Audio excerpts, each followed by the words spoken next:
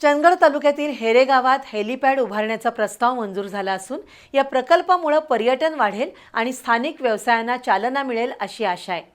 मात्र हेलिपॅड उभारण्यासाठी ग्रामपंचायतीने केलेल्या ठरावावरून आरोप प्रत्यारोप सुरू झालेत।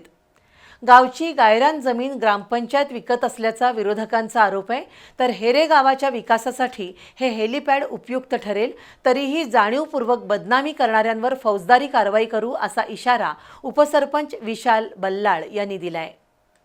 चंदगड तालुक्यातील हेरे गाव भविष्यात पर्यटनाच्या नकाशावर ठळकपणे येण्याची शक्यता आहे।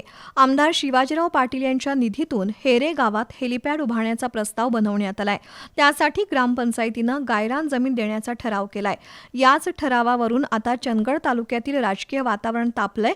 ग्रामपंचायत गायरान जमीन विकत असल्याचा विरोधकांचा आरोप आहे, तर हेरे गावच्या आणि तालुक्याच्या पर्यटन विकासासाठी हेलिपॅड उपयुक्त ठरेल असं सांगून सरपंच जयश्री गावडे, उपसरपंच विशाल बल्लाळ आणि ग्रामपंचायत सदस्यांनी विरोधकांचा समाचार घेतलाय। पर्यटनाला चालना मिळाल्यामुळे हॉटेल, रेस्टॉरंट यासह स्थानिक व्यावसायिकांना चांगला फायदा होऊ शकतो। पर्यटन वाढलं तर रस्त्यांचं रुंदीकरण आणि मजबूतीकरण होईल आणि इतर पायाभूत सुविधांना गती मिळेल असा ग्रामपंचायत पदाधिकाऱ्यांचा दावा आहे। त्यामुळे हेरे गावची बदनामी करू नये, अन्यथा खोटे आरोप करणाऱ्यांवर कारवाई करू असं पदाधिकाऱ्यांचं म्हणणं आहे। चंदगड तालुक्यातील हेरे गावात उभारण्यात येणाऱ्या हेलिपॅडच्या विषयावरून आत्तापासून वाद सुरू झालाय।